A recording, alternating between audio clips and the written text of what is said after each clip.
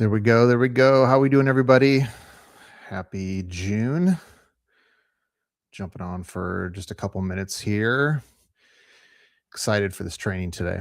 Spent the last several days kind of prepping, getting ready to roll. Man, this has been super, super helpful stuff, even for me to reflect on some of the things that we're going to talk about today. So excited to share with you a framework, some content, some help in your leadership. Super, super excited for today. So, what we're going to do is we've been doing this over the last several months. Each month, we just take a little bit of time, jump on a live training, a monthly training, as a way of just serving and helping the community that we get to be a part of. We have some opportunities each week and each month to work with a specific group of leaders, but what we want to do is periodically just pause and help kind of the general leader out there. And so I want to make sure that we're doing that. So we've set aside some time each month to walk through just some different contexts, some different contents, some different frameworks.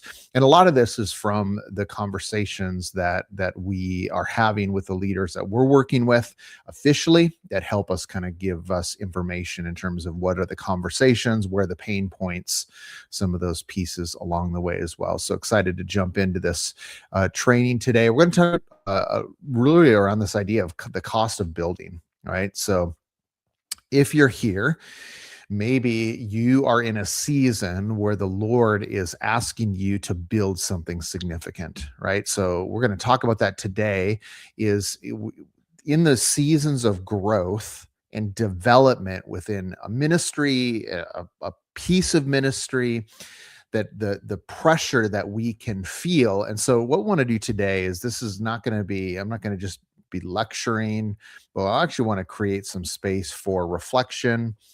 So if you have something, if you're watching this live, got a couple people on here live. If you're watching the recording, grab a notebook and a pen or an iPad, something to kind of jot down some notes with. We're going to have a little bit of space of reflection time just to kind of talk through some of these pieces. So it's not just information that we're taking in, but we really want to help you think about how to apply some of the things that we're working through to your ministry context. And this topic today, I feel like has been very potent in times in my ministry, right? Where there's been seasons where the Lord has asked me to build something, and what I didn't recognize maybe the season that I was heading into. And I think one of the things, and we'll talk about this later, is that there can be a trap because we've been talking about leadership over, if you jumped on us with any of our kind of like quick Monday live trainings, if you've been on any of the other monthly trainings we've done, we've been talking about building leadership. A lot of our leaders right now, that's the season of they're in, of saying, how do we begin to prepare for the next season of ministry? As I think about August, I think about September, think about walking into that season. Often we're in a kind of a space of recruiting and trying to bring people in. I think the temptation can be is that we can assume that just inviting leaders in, if I had more leaders, then I would be allowed to focus on the areas of the ministry where I really need to press in, right? So maybe that's development, maybe that's speaking, teaching, maybe that's vision. And you're saying, like, if I just had more leaders, that would decrease the amounts of things that I would need to do, that would free me up to begin to step into some areas where the ministry really needs me to thrive and be at my best. I remember one of these seasons for me was I ended up taking a position in Minnesota where my parents were at. And I was really excited because I had coming off a church in California where we were always looking for leaders, right? We always felt like we didn't have enough leaders. We didn't have enough like kind of people to shoulder the weight. We've been talking about this over the last couple of months about ownership and people like shouldering the weight of the ministry. And so I was walking into a position that had lots of leaders. In fact, there was another associate, full-time associate that I was going to be working with. We had 2 administrative assistants. We had additional kind of office, like missions people and worship people that were willing to kind of step in some of that gap. And then on top of that, we had 90 volunteers that were a part of helping groups or facilitate events or different kind of parts of the ministry. And I remember walking into that space being so excited about, from a space of not having very many leaders into a space where I'm now going to have an overabundance of leaders. And what that's going to allow me to do is step into a space and a place of really beginning to lead the way that I'm called to lead. And actually what I found to be the case was the opposite, right? So I thought I would have margin as I had more leaders, but what I found quickly was that margin that I thought I was going to have got swallowed up by so many different things, right? So this margin that I think I was going to have, all of a sudden it gets swallowed up, and now I'm more busy with 90 volunteers, several staff. I'm more busy now than when I was before, and yet I have all these leaders. And so there was some things that I didn't quite understand as I was heading into that space that I think would have been super valuable for me to understand kind of what the cost of leadership was going to begin to look like. And so for you right now, right? So maybe you are in a season where you're building, right? And you're building something significant. And so I want to make sure that we kind of stop and we just reflect as we begin to think about, what does it look like for us who feel like that we're in seasons of building right now? And how do we make sure that we're stepping into that season of building, maybe intentionally? So maybe you are in a season of building right now. Maybe you foresee a season of building as you think about heading into the fall or heading into kind of a new ministry cycle. One of the things that we want to just remember is that in the midst of this, whether you know it or not, it's going to cost you something. So something is being built in you, something is being built through you. The question isn't whether it's happening, it's whether you know what the cost is that you're paying, and are you stepping into that season with intentionality. So here's what we want to do is we actually want to help you say okay, there's going to be seasons where the Lord's going to ask you to build something significant. How do you step into that season with intentionality? So here's what I want you to do is spend a minute or two and ask yourself the question, what are you building right now? Right? What are you building that's real? What are you building that is significant in your ministry, so that we're intentional in saying okay, we want to acknowledge what is true, and then ask the question, what is it costing us to step into this season of building?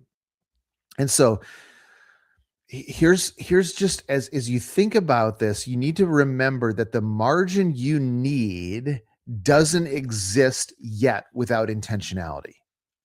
So every leader who is building something significant, you can feel like that we don't have the margin and that the work is ultimately outpacing the schedule. I don't know if you ever experienced this. I've been in seasons where I feel like that my ministry is just consistently reacting, right? So I'm being so reactive to the moment, the urgency, or I had this list that I feel like every day I'm crossing off 3 or 4 or 5 things, and 8 things get added to it, or 9 things get added to it, right? So what we need to recognize is not just this creating margin accidentally, but how do we actually step into a season intentionally? And the question is what is it costing us? So here's the tension every builder faces. that building isn't just activity.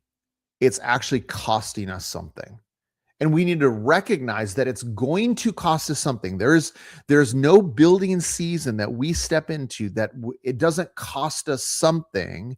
The question is are we walking in intentionally into the middle of that where we understand what that is costing us? So leaders who want to build well, they're not the ones that are avoiding the cost, but they're the ones who are going in intentionally, knowing what it's going to take, knowing the weight that we're going to carry, knowing what we're exchanging for that building season, and we are going to walk in intentionally into that season.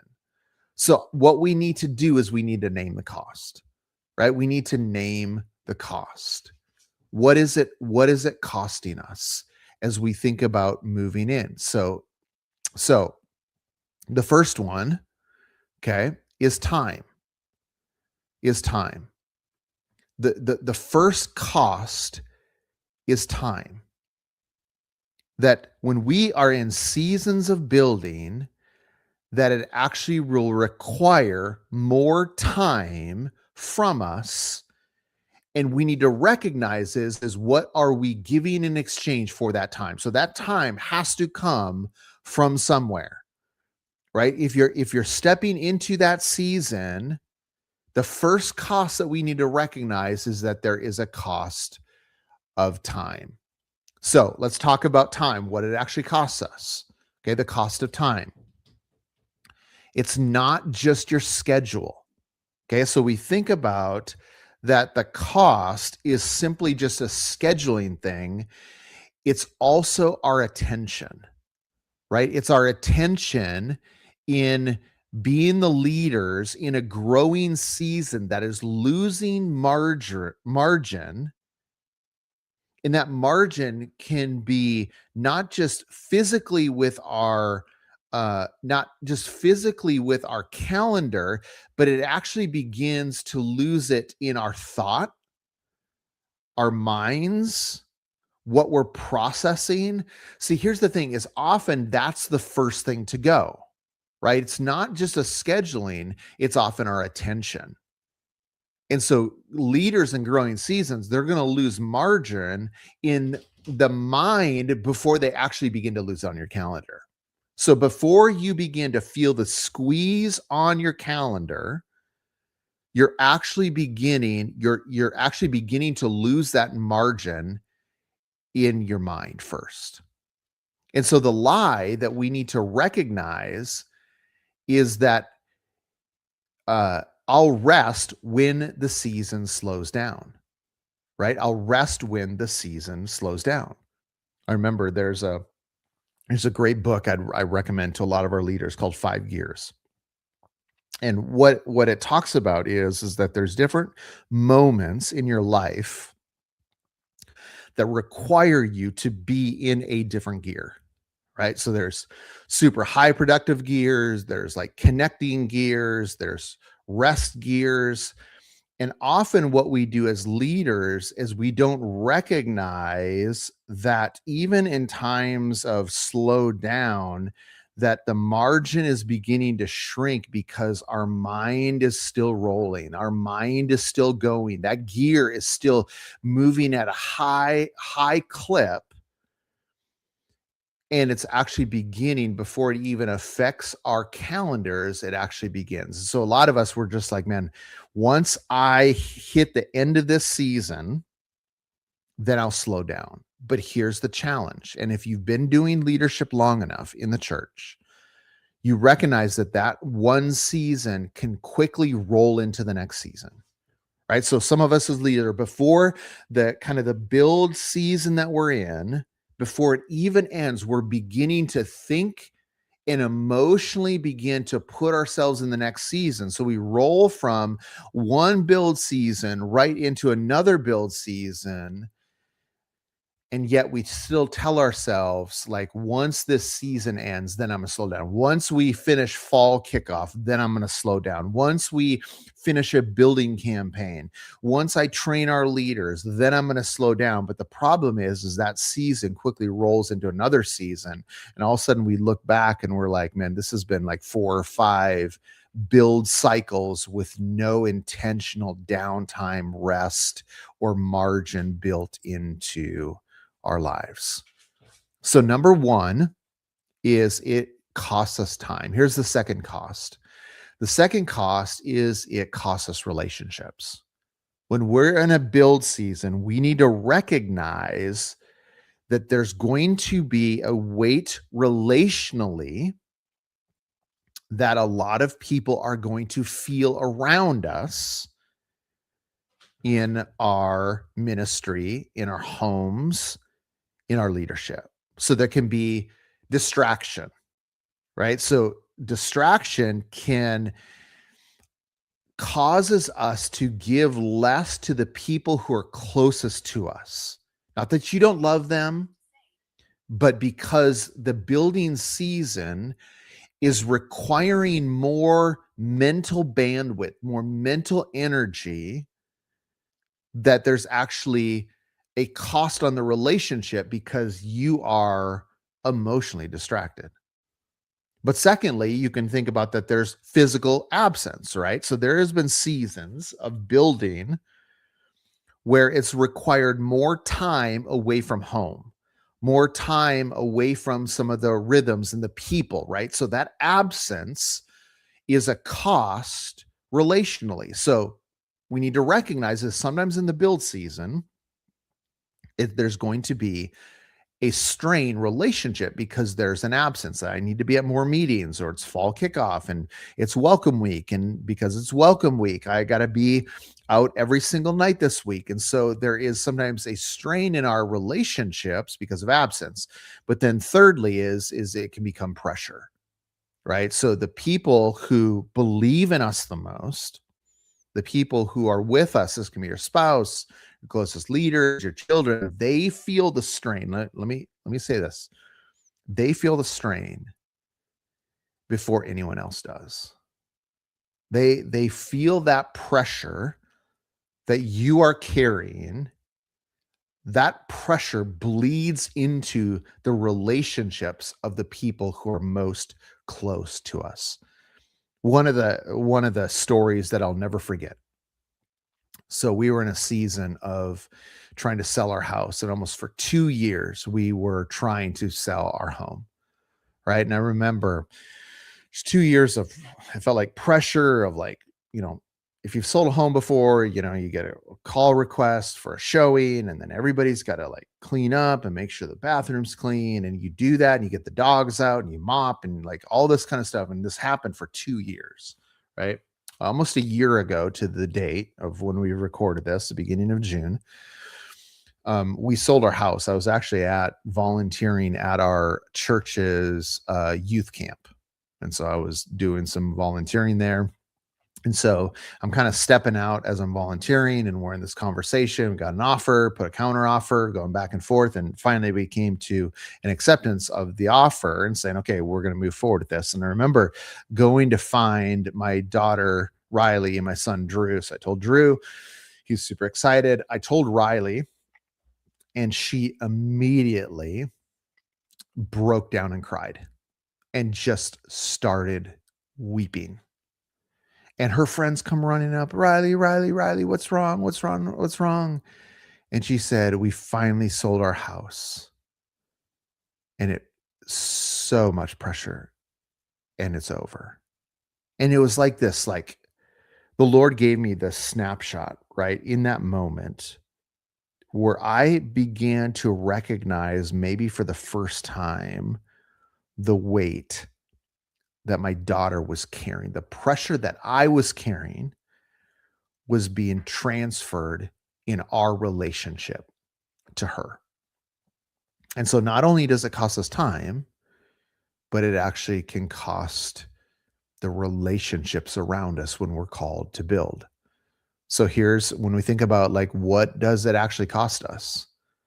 The question for us, the key question that we need to think about is who's absorbing the cost of what you're being called to build? Make it personal. Like, who are those people?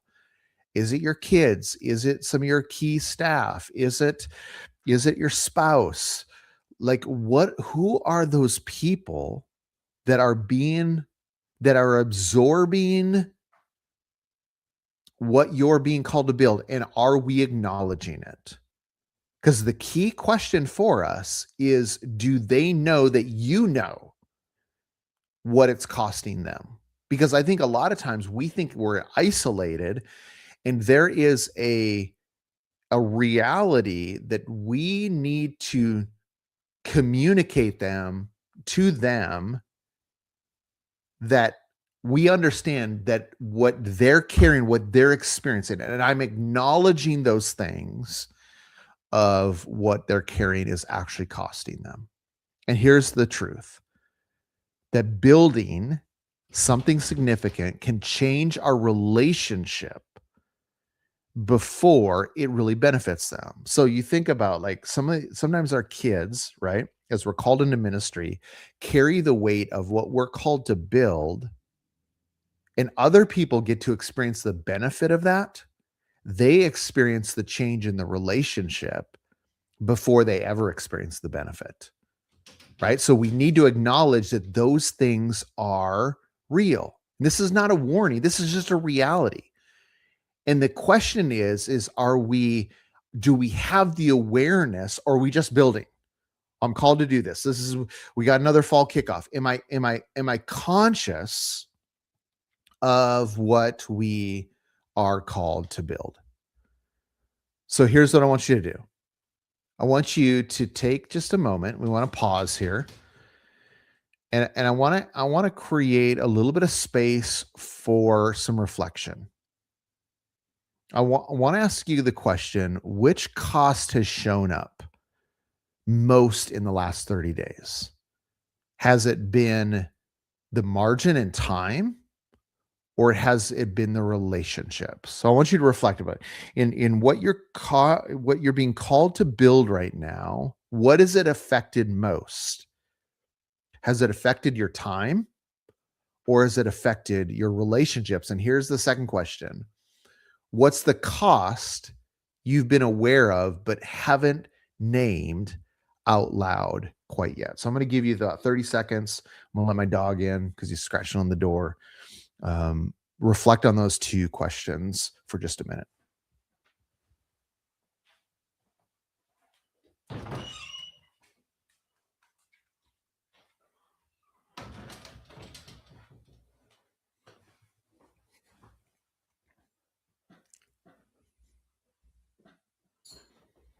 Which cost has shown up the most in the last 30 days? Has it been the cost of time or the cost of relationships?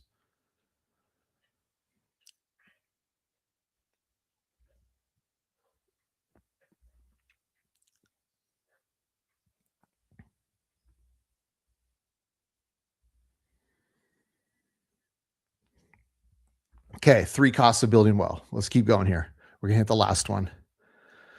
So we talked about cost number 1 is time, right? The margin that we need maybe isn't there. We don't have the space or the margin, our time, our schedule, our calendar, our minds, whatever. That time is the thing that is costing us the most because we're called to build well and we're not doing it as intentionally as we're called to do. Secondly, it could be the relationships, right? So the building will change the relationships around us because they're feeling our absence, they're feeling our distraction, they're feeling our pressure, and they're taking those things on. Here's the last one that we want to talk about here. And actually, what I'm going to do is I'm going to shift into a framework that will help you begin to think about, like, how to step into a season intentionally of building well. And cost 3 is going to be certainty. Building well means that you have to release being guaranteed. See, cost 3 is different, right? Cost 3 is really this idea. So at least we can see time, we can see relationships.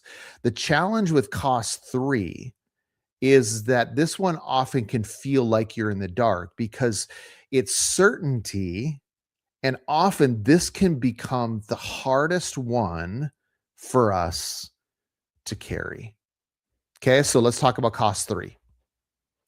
The hardest cost is the one that we can't calculate, and this is certainty. See, time, you can track it. Relationships, you can see the impact externally. Certainty, there's really no metric for it. So every leader who's called to build something significant, they've stood at the edge and gotten to the point where they could not see anymore. And then the question comes in front of us all of, am I going to keep going anyway? Am I going to keep pushing forward? And here's, I just want to kind of like just recognize this in the moment, that this is not like a crisis. This is actually what it takes for us to be called to build something meaningful. And so just as a reminder, when we're called to build things that are significant, we're called to build things that we cannot guarantee. And for us all, as we're called to build, there are going to be moments where we can no longer see the future. And the question's going to be, are we going to continue to move forward? Had pretty like surreal moment here a few weeks ago. Had the opportunity 6 times now to be in Africa. And this time was super special for me for a couple of reasons. One of my daughters, who is in grad school right now, lined up for her to be able to come with me, which was super fun. The other reason is we had one of the churches that we've been working with for the last several years. They took a team, and so we got to link up and be there together. And I remember sitting there on a Sunday, just being overwhelmed with gratitude. All right, of just like I'm watching Trey, who's preaching, Haley, who's leading worship. Got to be a part of watching them the few days, connect with a ministry and organization leaders that I've grown to love significantly. And so this church that I love, these leaders, these people work alongside, in this organization we've worked with for the last few years, been over there 6 times. So I got to see these come together. And it was almost like this moment that was surreal on Sunday morning. I actually began to actually tear up of just like what God has allowed us to be a part of. But here's the thing I thought about later. I started reflecting back on 2017. So in 2010, we were called to launch our organization to work alongside churches to help them build college young adult ministries. In 2017, we had just moved to Austin, Texas, and it was hard. And there was this question of like, Lord, you called us to build, we've built this. Is this thing even going to work?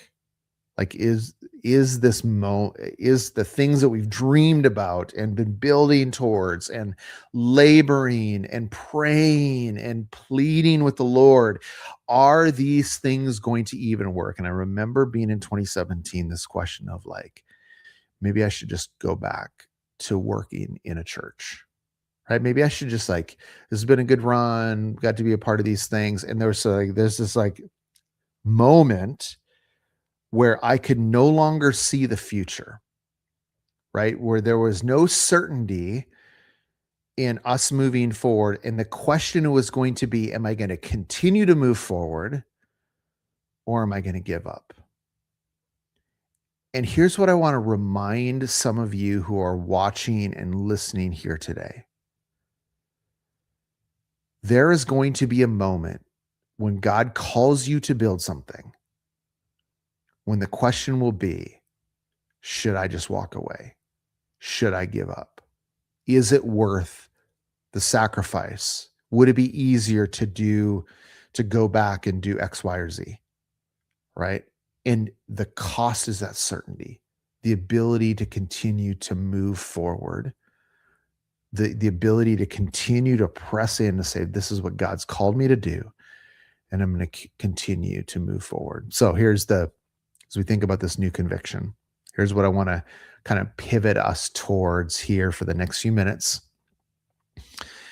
I want us to be reminded in our calling of building that margin is a leadership practice, not a reward.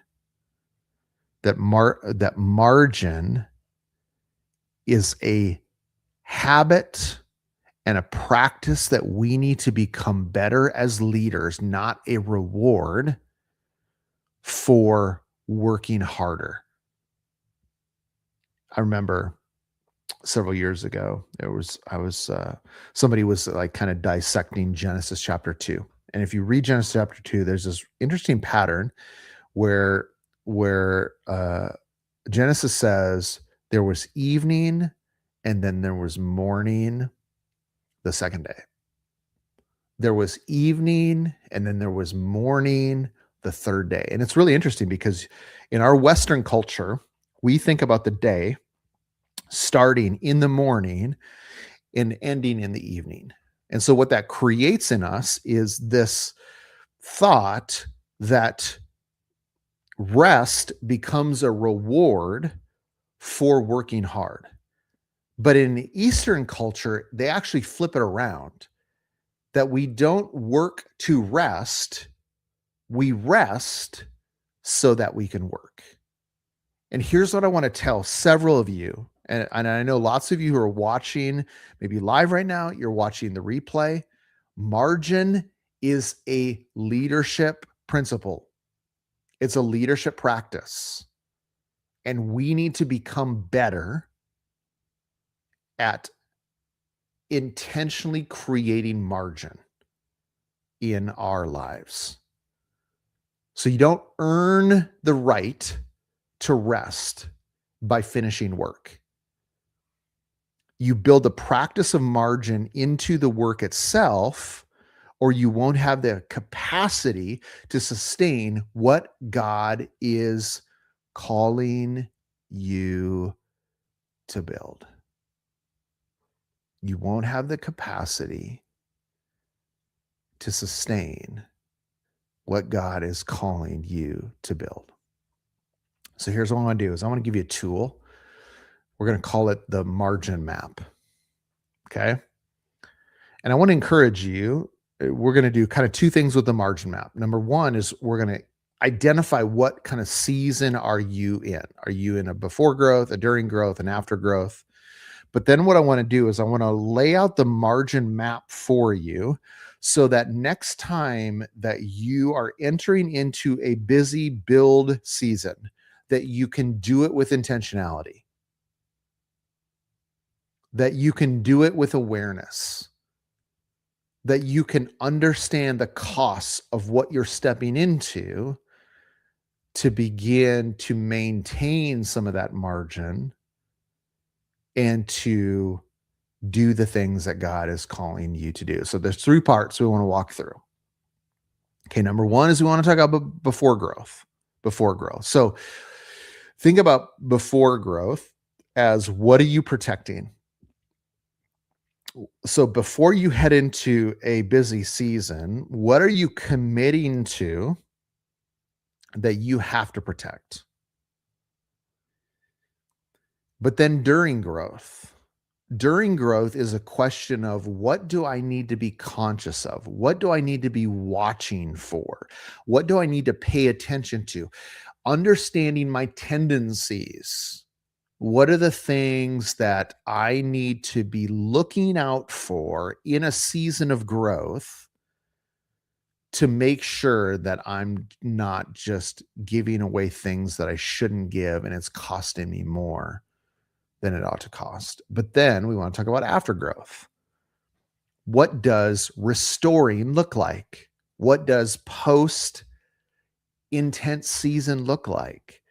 How do we make sure that we're recovering well, we're resting well, we're reconnecting well? So actually, before we even go into a season, I would encourage you to think about all three of these parts. So most leaders only think about it during the season, right? The margin map is actually going to help us think about not just during the season of the push, during the season of growth, during the season of build, but how do we make sure that we're walking in with intentionality that will help us continue to move forward? Okay, so here's what we're going to do. I want you to think about, first of all, what season are you in? Okay, what season are you in? Are you in a season of before building? Are you in a season of during building? Are you in a season of after building? For a lot of our leaders right now, they're in a season of after, right? So they kind of finished up. They're shifting from after to before, because in a few weeks they're going to have students that are going to come back on campus, or fall ministry is going to kick back off, and so they're kind of in the switch from after to before. Okay, so maybe you're in a during. Maybe for you, the June, July, you got VBS, you got missions trips, you got camps. Maybe you're in a during, but I think first what we need to do is we need to begin to identify where are we actually at. Are we in before, are we in during, or are we in after? And so I want you first to identify where you're in. Okay. So then what I want you to do is I want you to walk through, and here's the map. Let me just kind of lay it out for you. You can analyze kind of where you're at, but this will help you next time as you head into a busy season. Okay. So here's the margin map. Number one is what did I protect? What do I protect? Right. So you're asking this question as you're heading into a season, or as you reflect in the season, what are the things that had to be protected? What are the rhythms? What are the relationships? What are the practices that you have to commit to before you head into a busy season? Right? So there's ways in which we need to step back and say, I have to protect things before I ever step into the build season, before I ever step into the busy season. There are things that I need to protect. Okay, so that's the first thing that you're going to do on the margin map, is you're going to say, what are the things I need to protect? The second one is this question of, what do I need to watch for? What did I watch, right? So think about, what are your tendencies? What are some things that you have cost you in the past that you need to be watching for? So let's say relationships has been a cost for you. You have to intentionally know that as you head into that growth, that busy season, to recognize that there are things that I have to watch out for. Attention drift. Maybe it's relational drift. Maybe it's time drift. Maybe it's decision fatigue. What is that thing that I need to continue to watch? And then the last one is going to be after growth, is what do I restore? What does restoration look like? Okay, so as you think about, then the last one is like, what will I protect? So let me give you an example of this. Okay, so maybe this is for you. This is super convicting for me, because I was actually thinking about this. We're in the midst of a busy season right now. There has been some cost of that build season, that busy season. And there's some things that I have intentionally ignored that I've been challenged with even as I've gone through this. Number one is like, okay, before, what are the things that I need to protect? Right? Maybe it's Sabbathing. Maybe it's Friday night family pizza and movie night, right? Maybe it's reading my Bible every morning and praying. Maybe it's date night on Thursday nights with my wife. You're saying, okay, before this season, this build season, this growth season, what are the things that I need to protect? What does before growth look like? Okay, then secondly, what does during that season look like? What do I need to pay attention for? Here's one for me. Is in busy seasons, there is relational drift often that I feel between myself and my family, right? Because my mind is kind of in that spot. I'm pushing hard. And so I need to pay attention for kind of the relational drift and distance that I can begin to feel in that busy season. So if I know that going into that season, I can be conscious of saying, oh, there's relational drift. How do I step into that and make sure that that doesn't happen? Right? Maybe it's like decision fatigue. When I get in a spot where I can't make a decision and I'm kind of paralyzed, that's a trigger for me of like, okay, I don't have enough margin. I need to pay attention to why is this, and to begin to recognize, okay, what does it look like for me to know that that is a tendency of mine?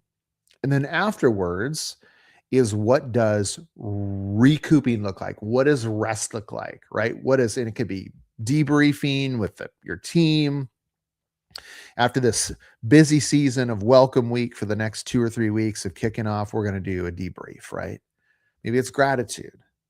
Maybe it's a vacation. This has been one thing that I've recognized in my marriage is I can go through seasons of hard push if my wife knows at the end there's going to be kind of a reward, a rest, like a pullback, a reconnection, days off, right? Where we can then begin to pause and make sure that we're not just moving from one busy season to the next busy season. So then the last thing is what in the next 30 days, what do you have to do? Right? Depending on what season you're in, name one margin that you're going to protect this month. So I hope that this is helpful. I would encourage you, the next kind of like ramp up season you're going into, the next build up season that you're moving into, right? How do you walk into that space with intentionality? How do you begin to step into that with clarity, recognizing these are my tendencies? This is the cost that I need to acknowledge. Here's what I need to do. Here's what kind of post busy season is going to look like. I would encourage you to use this margin map before you head into the next season. Here's a reminder for us. The cost is real. Those of us who are called to kingdom building ministry, the cost is real and the calling is real. But here's what we can rest in. We can trust the one who's called us to build. We can trust the one who's called us to build. Here's what I want to remind you of. You're not behind. There can be this sense, and I talk to leaders all the time, where we can kind of feel like we are behind. You're not behind. You're building. But we need to recognize that there's a cost to that building. And if we don't step into that season with intentionality, it's going to hurt the people around us. It's going to hurt ourselves. For some of us, we might quit of the things that we're called, but how do we actually begin to step into that? You're not behind. You are just building. Hey, last thing I want to do. We'd love to share with you about our Elementum community. We have an incredible community of leaders. We do monthly calls. We have resources, frameworks, a library, coaching. We'd love to invite you to be a part. So if you are in that season of building, I want you to know that our community is a space where you as a leader can process what you're working through. You can be supported. You can find the tools. You can cross the barriers. You could be encouraged when you feel like that you want to quit, that our community is a space to do that. We got monthly calls.